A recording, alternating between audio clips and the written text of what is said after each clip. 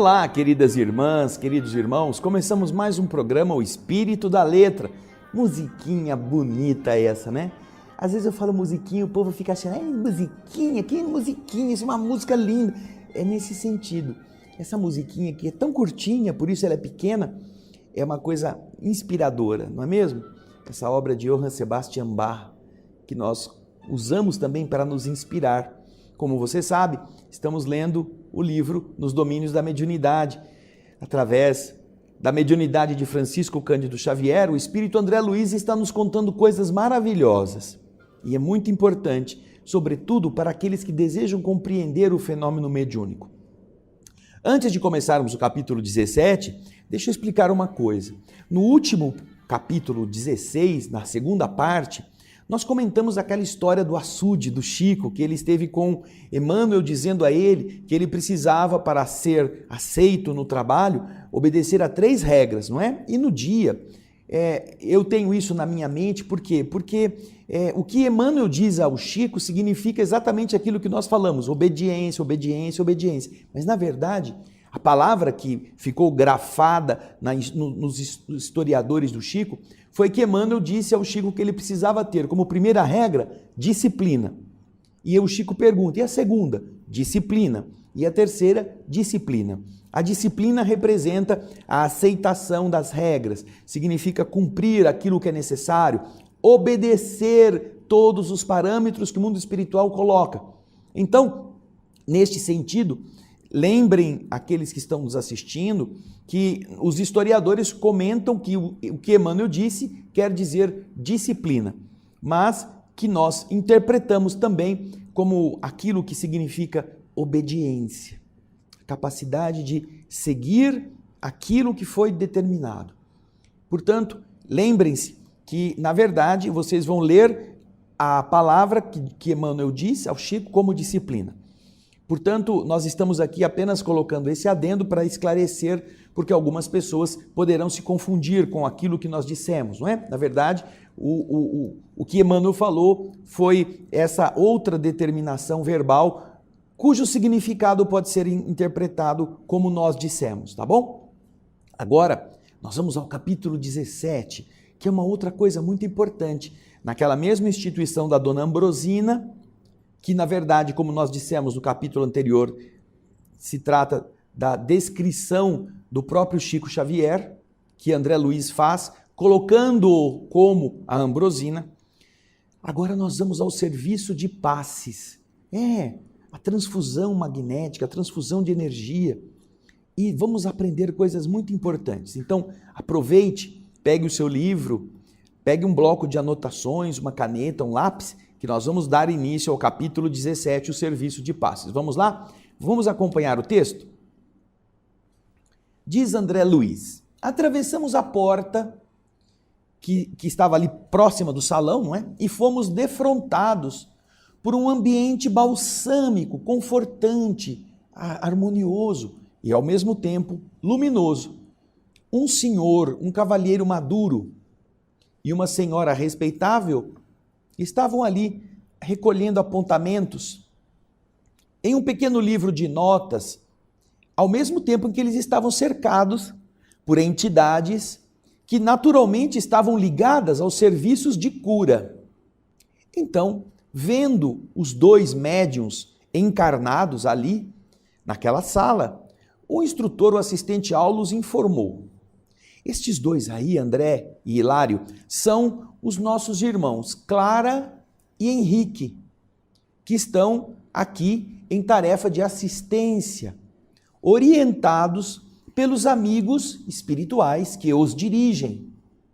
E então Hilário, sempre curioso, pergunta: como é que a gente pode interpretar ou entender essa atmosfera aqui nesta sala, radiante, luminosa, em que nos banhamos?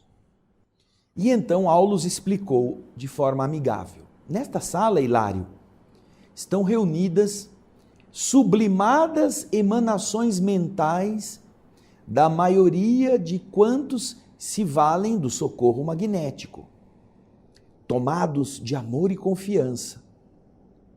Aqui, neste ambiente, possuímos uma espécie de altar interior, formado pelos pensamentos, orações e aspirações de todos quantos nos procuram trazendo o melhor de si mesmos.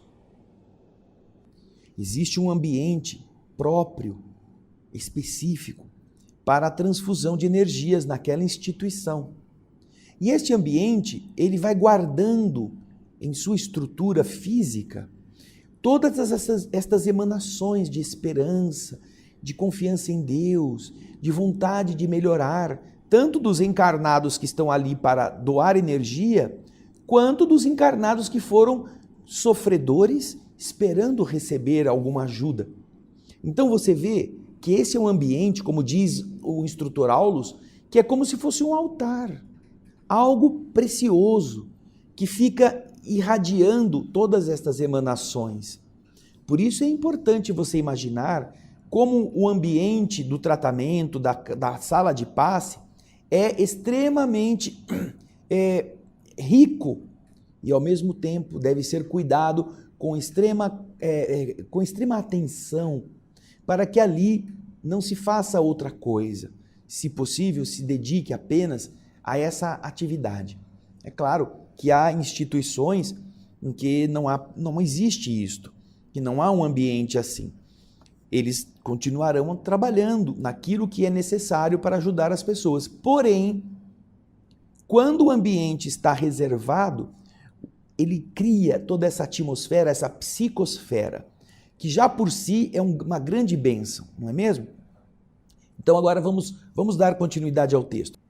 Nós não tínhamos, porém, muito tempo para uma conversação isolada.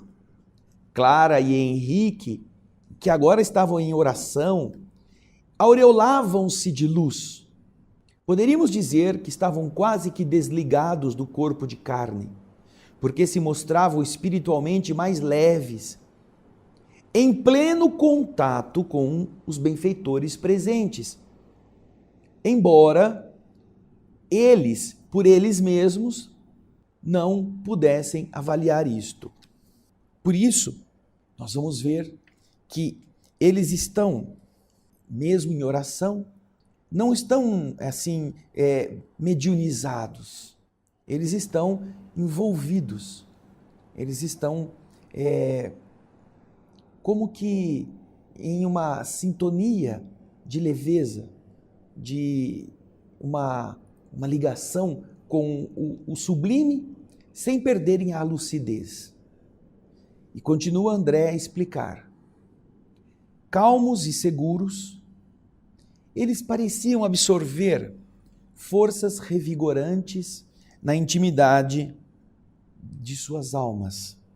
Guardavam a ideia de que a oração lhes mantinha o espírito em comunicação com invisível e profundo manancial, como se fosse uma nascente, um broto d'água, mas que não era de água, era de energia silenciosa.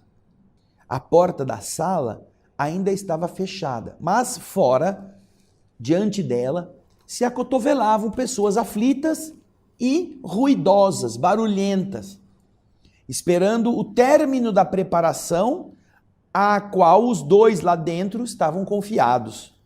Os dois médiuns, porém, nos pareciam espiritualmente distantes, absortos, estão ensimesmados, pensativos, na companhia de entidades irmãs.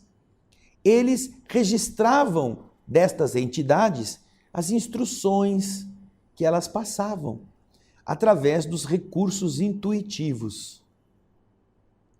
Observando os dois, diz André, pelas irradiações da personalidade magnética de Henrique, reconhecia-se nele, de imediato, a superioridade vibratória sobre a companheira.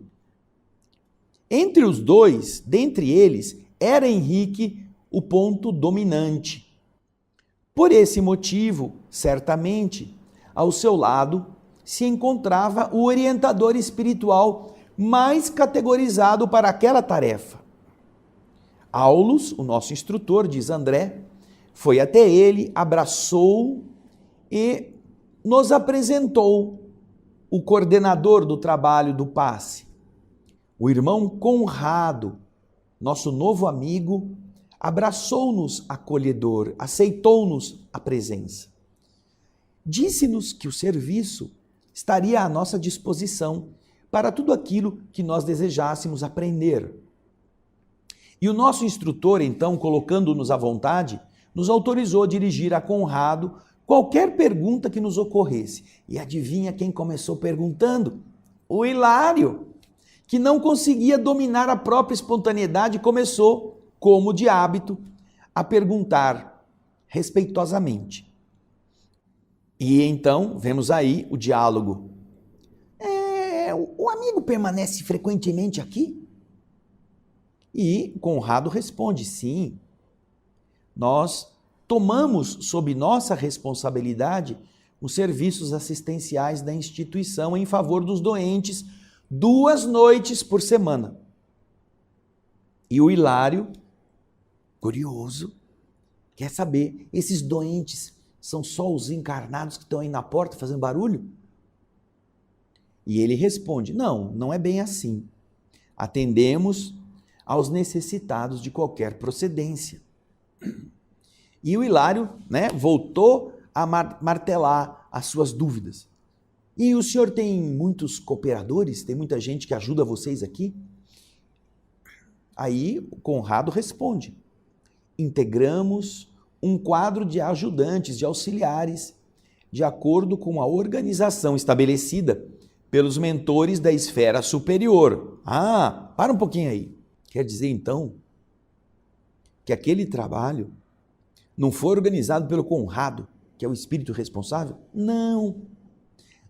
Conrado está inserido em um grupo de auxiliares para cumprir as determinações dos mentores de uma esfera superior, que determinam aquele trabalho. Olha que interessante, nós aprendemos que em tudo existe, desde que haja seriedade, existe uma escala de hierarquias nobres, até chegarem à parte física, aonde estão a Clara e o Henrique. E diante dessa informação, Hilário continua perguntando. Acompanhe o texto. Quer dizer, então, que numa casa como esta, existem colaboradores espirituais devidamente inscritos, fichados, assim como acontece a médicos e enfermeiros no hospital terrestre comum? O Hilário quer saber. Quer dizer, então, que aqui o pessoal tem que se inscrever, tem que estar registrado quem é que vai trabalhar nesse trabalho e o plano superior está sabendo disso? Então, olha o que o Conrado responde. Perfeitamente.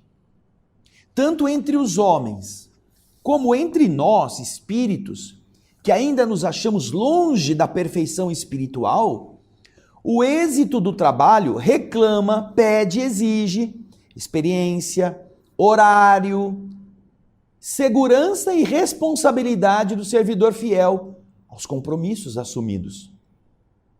A lei não pode menosprezar as linhas da lógica. Então, no outro lado, existem espíritos responsáveis que têm que se apresentar lá para tomar as suas medidas, para tomar os cuidados necessários para atender as pessoas. Não é assim, se der eu vou. Quantas pessoas querem ser médios ou querem trabalhar como passistas ou querem ser ajudantes em alguma atividade, mas ficam nessa, se der eu vou, tá bom? Conta comigo, tá? Legal, se der eu vou. E aí por que não deu? O cachorro chegou cansado, quis dormir. Ou o vizinho chamou no telefone para conversar, fazer fofoca e você perdeu o horário. Ou está chovendo, está muito quente, está muito frio. Se der eu vou. No plano espiritual não funciona assim. Eles têm responsabilidades, que eles estão presentes. E então, continua o Hilário perguntando, porque até aqui a conversa era com os espíritos, né? Ele agora vem, e os médiuns? Esses dois aí, são sempre eles? E Conrado responde, sim, contudo, em casos de impedimento justo, podem ser substituídos. Embora nessas circunstâncias se verifiquem inevitavelmente pequenos prejuízos resultantes de natural desajuste. Ou seja, os médiuns também têm que ter responsabilidade, também têm que comparecer. Quando eles não vão por algum motivo que seja realmente impeditivo, outros poderão estar no lugar deles. Porém, sempre surgem pequenos prejuízos resultantes da falta de harmonização dos novos operadores magnéticos com o mundo espiritual. Não estão tão afinados, às vezes não estão tão preparados, às vezes não querem ter as mesmas responsabilidades. E então Hilário, depois que ele ouviu isto, ele passou o olhar inquieto pelos dois que estavam ali, a Clara e o Henrique. Ele está nos contando no texto, que estão ali sentadinhos em oração, e continuou perguntando a Conrado.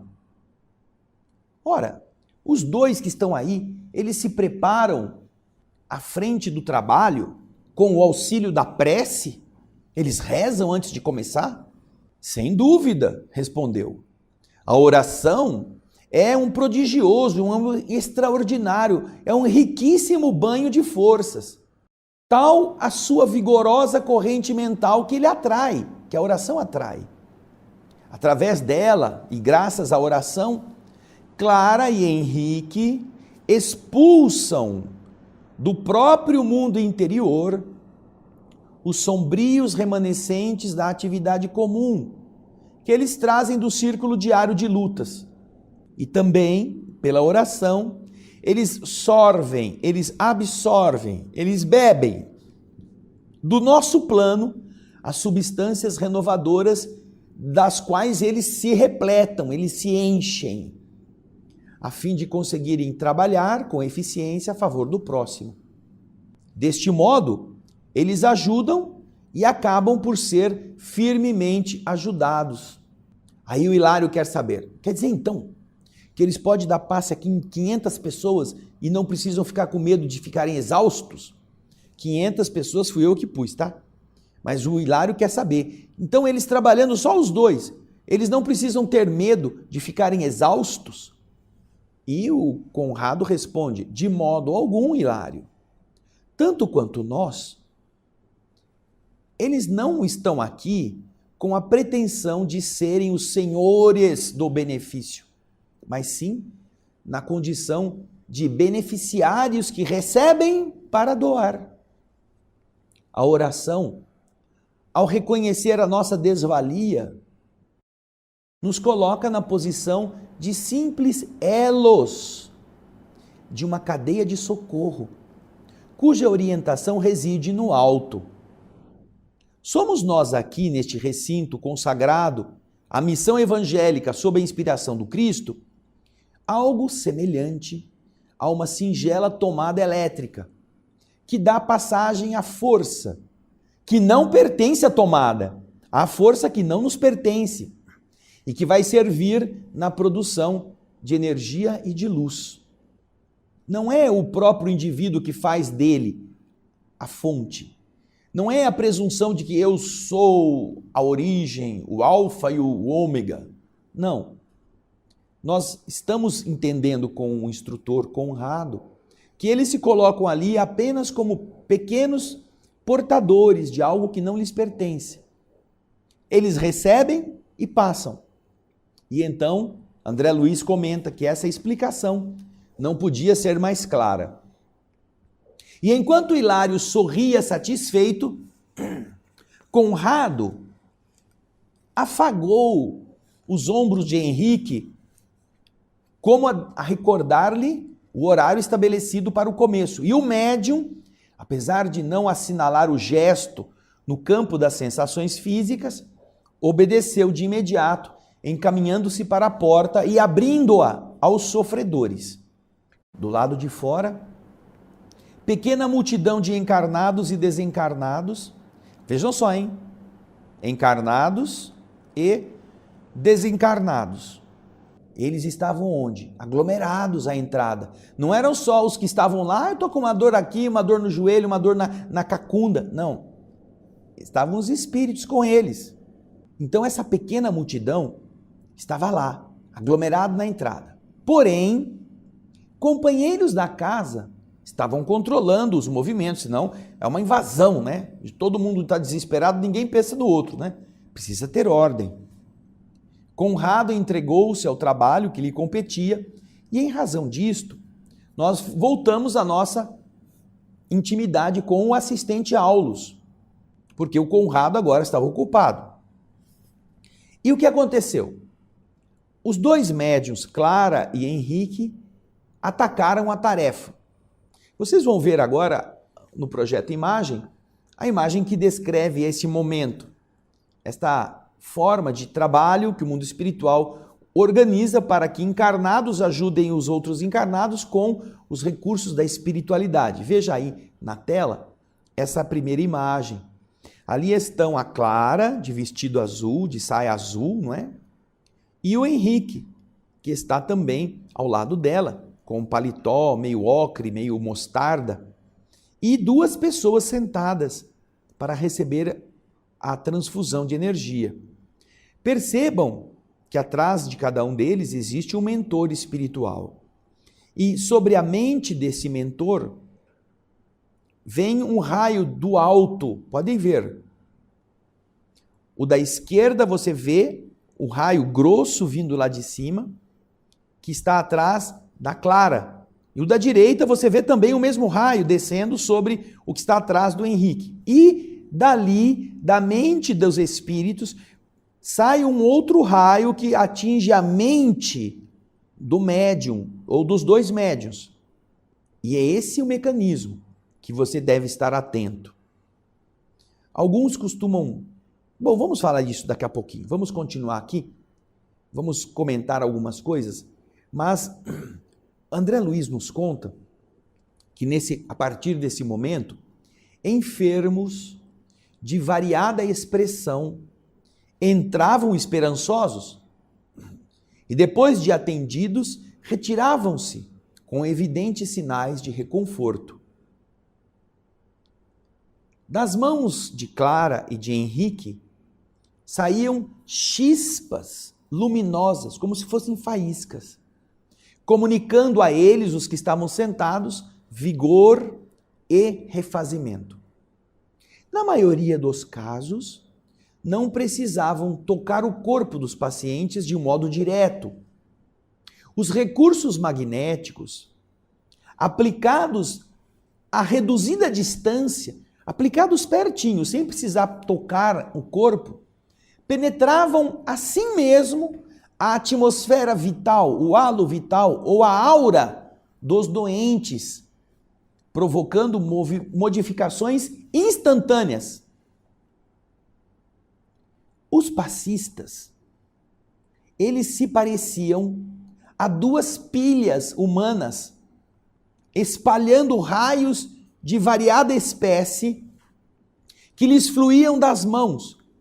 Depois, olha só, fluíam das mãos depois de passarem pela sua cabeça, ao contato do irmão Conrado e de seus colaboradores.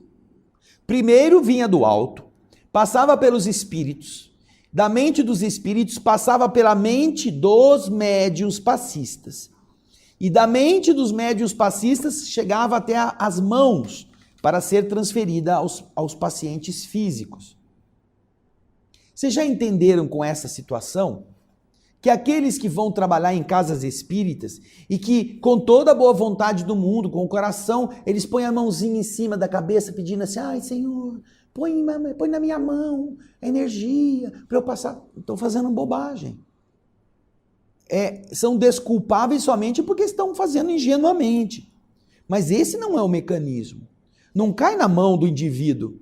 Aquilo não é maná, a maná que caiu lá no deserto. Não.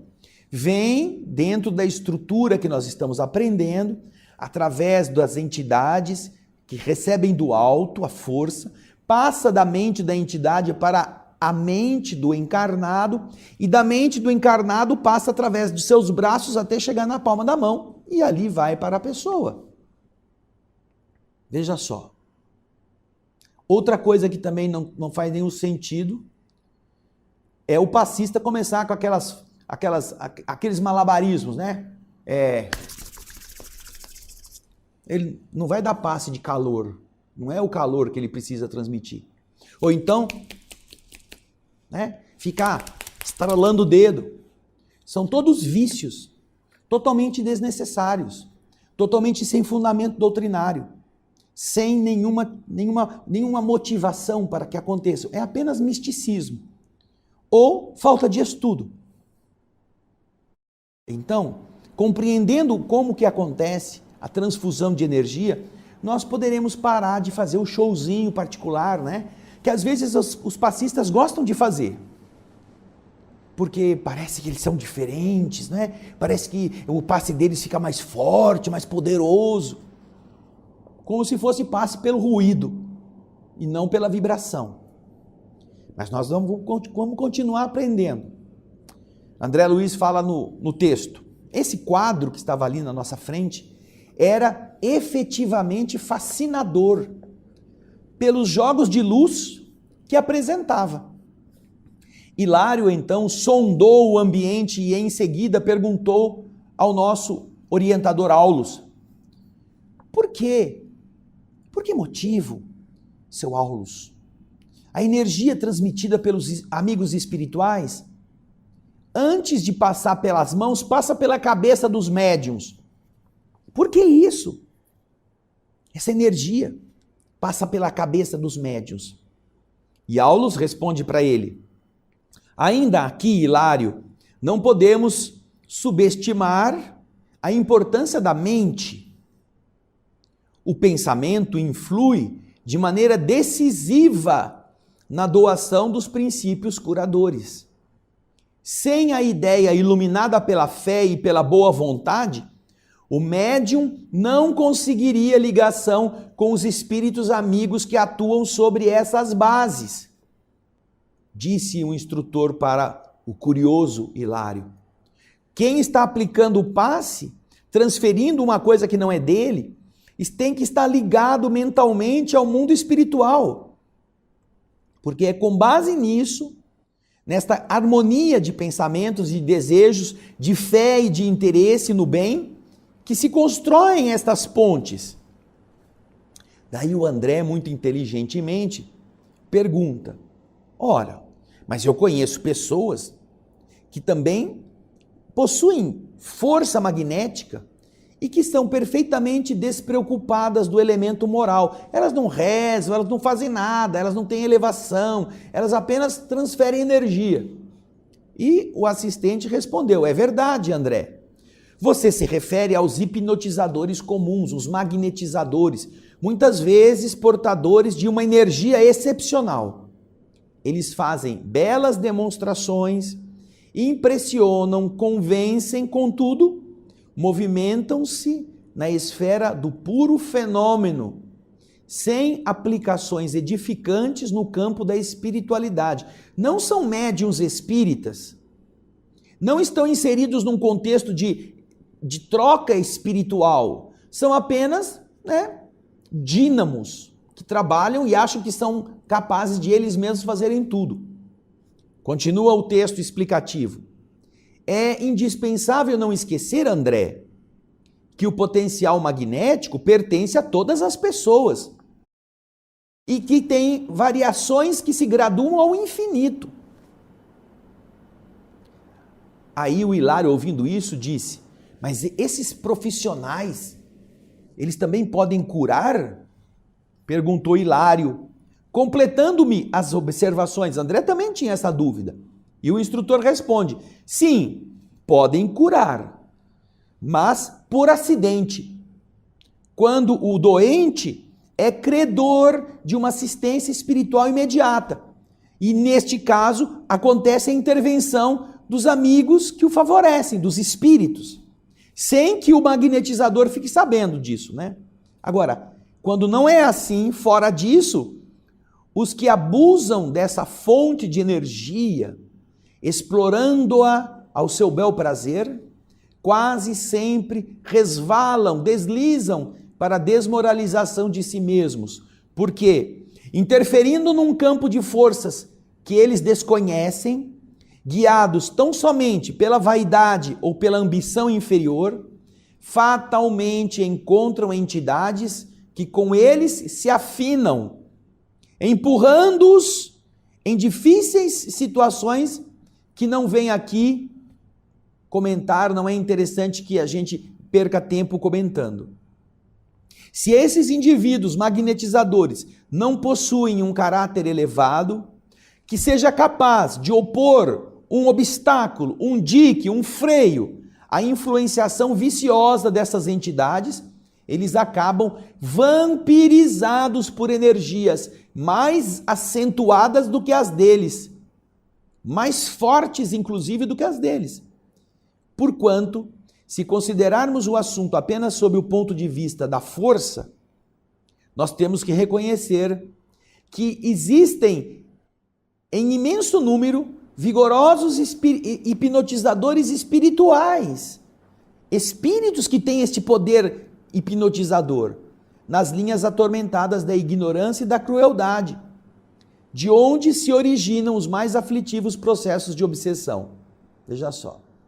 O cara morre, vai para o outro lado, continua tendo esse potencial hipnotizador e aí vai servir-se como? Daquele bobão que acha que ele é o tal, que ele tem muita energia, que ele por si só é uma usina. Então pega esse cara e começa a utilizá-lo como uma peteca.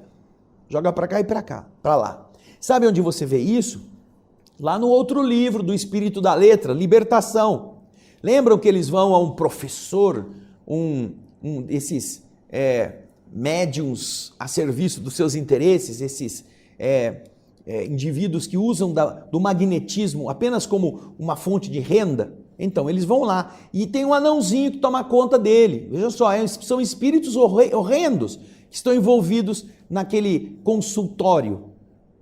E então, você vai ver o que o Espírito Aulus está explicando naquele capítulo, lá do livro Libertação, que inclusive nós temos aí as imagens do Projeto Imagem apresentados lá.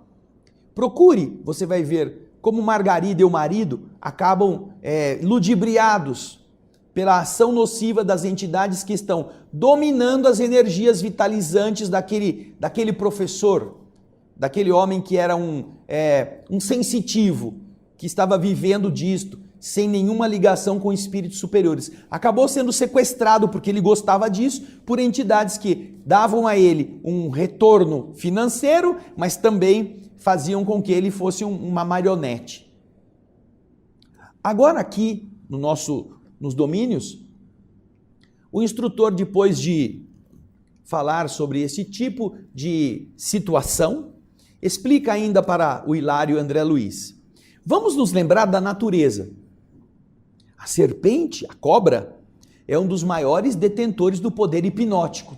Vocês sabem que as vítimas desses animais acabam assim paradas na frente deles, sem fugir, hipnotizados pela presença, até que são picados. Então disse Hilário, agora perguntando, para curar, serão necessárias, indispensáveis certas atitudes do espírito daquele que está transmitindo? E o instrutor responde, sem dúvida, Hilário. Não abrimos mão do coração nobre e da mente pura, no exercício do amor, da humildade e da fé viva, para que os raios do poder divino encontrem acesso e passagem por nós a benefício dos outros. Para que nós mantenhamos um serviço metódico de cura, isso é indispensável, não pode ser de outro jeito. Aí, um deles pergunta, entretanto, para o esforço desse tipo, nós vamos precisar de pessoas escolhidas, com a obrigação de efetuarem estudos especiais? Será? Tem que ser alguém que faça direitinho e que aprenda a fazer e que estude. E o Aulus convicto disse, olha, é importante que nós pensemos que em qualquer setor de trabalho, a falta de estudo significa estagnação. Esse ou aquele cooperador que desistam de aprender, incorporando novos conhecimentos, condenam-se fatalmente às atividades de nível inferior, de subnível. Primeira ponderação. Porém, diz ele, isso para trabalhos metódicos, constantes. Porém, em se tratando de socorro magnético, de emergência, como aqui neste momento está sendo administrado, convém lembrar que a tarefa é de solidariedade pura, com ardente desejo de ajudar sob a invocação da prece. E toda oração, filha da sinceridade e do dever bem cumprido, com respeitabilidade moral e limpeza de sentimentos, toda oração permanece tocada de incontável poder, de poder sem medida. Analisada então a questão nestes termos, André e Hilário, todas as pessoas dignas e fervorosas, com o auxílio da prece, podem conquistar a simpatia de veneráveis magnetizadores do plano espiritual, que dessa forma passam a mobilizar essas pessoas e essas forças na extensão do bem. Não nos achamos à frente do hipnotismo espetacular, mas sim num gabinete de cura, em que os médiuns transmitem os benefícios que recolhem, sem a presunção de eles mesmos produzirem e doá-los de si próprios. É importante não esquecer essa verdade, para deixarmos bem claro que aonde surja a humildade e o amor, o amparo de Deus é seguro e imediato. Aí André continua explicando. O Ministério da Cura, o trabalho do tratamento ali, do passe, que estava se desdobrando eficiente e pacífico, pedia a nossa atenção. Os doentes entravam 2 a 2, sendo carinhosamente atendidos por Clara e Henrique, sob a providencial assistência de Conrado e seus colaboradores. Obsidiados, pessoas com problemas espirituais ganhavam o ingresso no recinto, acompanhados de frios algozes, frios perseguidores espirituais. No entanto, quando os médiuns tocavam sobre a região cortical, imediatamente se desligavam, postando-se, porém, nas vizinhanças, esses espíritos, como que esperando a saída de suas vítimas, com as quais eles se reacomodavam na maior parte dos casos. Alinhando apontamentos, começamos a reparar que alguns doentes não alcançavam a mais leve melhoria. Continuavam iguaizinhos. As irradiações magnéticas não penetravam o corpo físico deles. Ao registrar o fenômeno, Hilário perguntou: mas por que isto? Por que eles não conseguem receber nada? E o orientador Aulus lhe disse: sabe, Hilário, para eles falta o estado de confiança. E então ele volta a perguntar: será então indispensável ter fé para que eles registrem o socorro de que necessitam? Ah, isso sim! Em fotografia, nós precisamos daquela chapa impressionável pela luz para reter a imagem. Tanto quanto em eletricidade, precisamos do fio sensível para a transmissão da luz. No terreno das vantagens espirituais, é imprescindível que o candidato apresente uma certa tensão favorável. Essa tensão decorre da fé. Por certo, não nos referimos aqui ao fanatismo religioso ou à cegueira da ignorância, mas sim a uma atitude de segurança íntima, com reverência e submissão diante das leis divinas, em cuja sabedoria e amor procuramos amparo, arrimo. Se não tivermos recolhimento e respeito na receptividade, não conseguimos fixar os recursos imponderáveis que funcionam em nosso favor. Porque o escárnio e a dureza de coração podem ser comparados a espessas camadas de gelo sobre o templo da alma. A lição havia sido simples e muito bonita. Hilário ficou quietinho para pensar. E sem descuidar dos nossos objetivos de estudo, Aulus considerou a conveniência de nós termos contato direto com o serviço que estava acontecendo. Seria interessante para nós auscultar, examinar alguns casos que estavam ali em foco. Para isso, ele se aproximou de uma matrona, de uma senhora que acabava de entrar em busca de auxílio e, com a permissão de Conrado, nos convidou a examiná-la com o cuidado possível. Essa senhora, que estava ali recebendo a ajuda através da médium Clara, sustentava-se dificilmente de pé, com o ventre volumoso e o semblante dolorido. E aí o instrutor disse: observem o fígado. Utilizamos-nos dos recursos ao nosso alcance e passamos a analisar.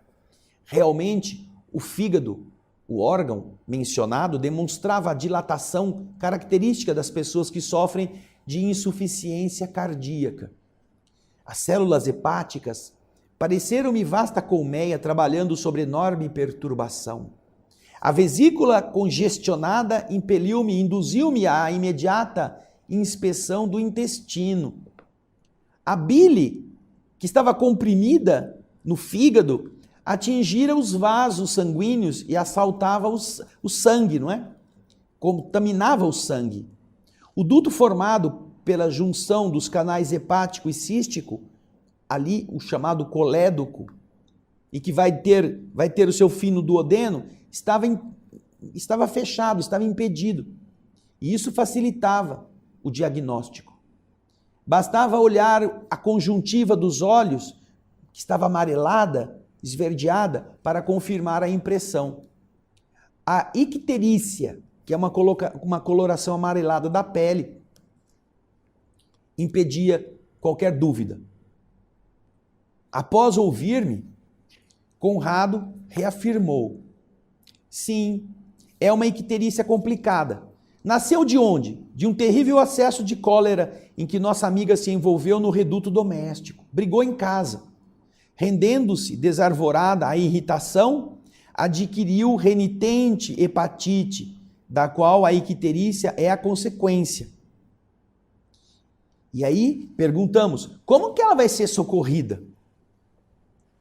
Conrado, impondo a mão sobre a fronte da médium, comunicou-lhe radiosa corrente de forças e inspirou-a a movimentar as mãos sobre a doente, desde a cabeça até o fígado enfermo. Você vai ver a imagem aí no projeto Imagem. Veja só, como a mulher obesa, sentada na cadeira, agora é ajudada pelo espírito e pela médium, a Clara, que estava lá. Vamos ver? Olha aí. Olha o Conrado, a médium, olha o fígado que está sendo energizado pela transfusão de energia. Esta é a cena. E por que ela ficou assim? Por causa da raiva. Brigou em casa, brigou no ambiente de trabalho, em qualquer local. Mas vamos continuar o texto. Veja aí, vamos terminar o capítulo. Notamos que o córtex encefálico se revestiu de substância luminosa, que descendo em fios tenuíssimos, alcançou o campo das vísceras. A senhora exibiu inequívoca expressão de alívio nessa expressão do rosto, retirando-se visivelmente satisfeita depois de prometer que voltaria ao tratamento. Hilário fixou os olhos interrogadores no assistente e perguntou: nossa irmã está curada? Ah, disse Aulus paternal, isso é impossível, Hilário. Nós temos aí órgãos e vasos comprometidos. O tempo não pode ser desprezado na solução do problema dela. E então ele pergunta: e em que bases se articula semelhante processo de curar? Como que isso acontece? E o instrutor responde: o passe é uma transfusão de energias, alterando o campo das células. Vocês sabem que na própria ciência humana de hoje, o átomo não é mais o tijolo indivisível da matéria, que antes dele encontram-se as linhas de força, aglutinando, reunindo os princípios subatômicos, e que antes desses princípios surge a vida mental determinante. Tudo é espírito no santuário da natureza. Renovemos o pensamento e tudo vai se modificar conosco. Na assistência magnética, os recursos espirituais se combinam entre a emissão e a recepção, ajudando a criatura necessitada para que ela ajude a si mesma. A mente reanimada reergue as vidas microscópicas que a servem no templo do corpo, edificando valiosas reconstruções. O passe, como reconhecemos, é importante contribuição para quem saiba recebê-lo com o respeito e a confiança que o valorizam. E ele pode ser enviado assim à distância? Pode ser feito um passe à distância, sem a presença física? Sim, respondeu o instrutor, desde que haja sintonia entre aquele que o administra e aquele que o recebe. Nesse caso, diversos companheiros espirituais se ajustam no trabalho do auxílio, favorecendo a realização, e a prece silenciosa será o melhor veículo da força curadora. O serviço em torno era intenso. Aulus considerou que a nossa presença talvez sobrecarregasse as preocupações de Conrado e que não seria lícito permanecermos ali, junto dele, por mais tempo, já que havíamos recolhido os apontamentos rápidos que nos propunhamos a obter, não é? E, diante disso, despedimos-nos do supervisor, buscando voltar ao salão central para a continuidade de nossas abençoadas lições. Ai, que coisa bonita, que coisa interessante, que coisa enobrecedora conhecer essas leis, não é mesmo? O capítulo por si só é muito explicativo. Leia de novo e se prepare, porque no próximo programa nós vamos para o capítulo 18, apontamentos à margem. Eu espero você. Obrigado pelo seu carinho, pela sua audiência e até o próximo Espírito da Letra. Muita paz.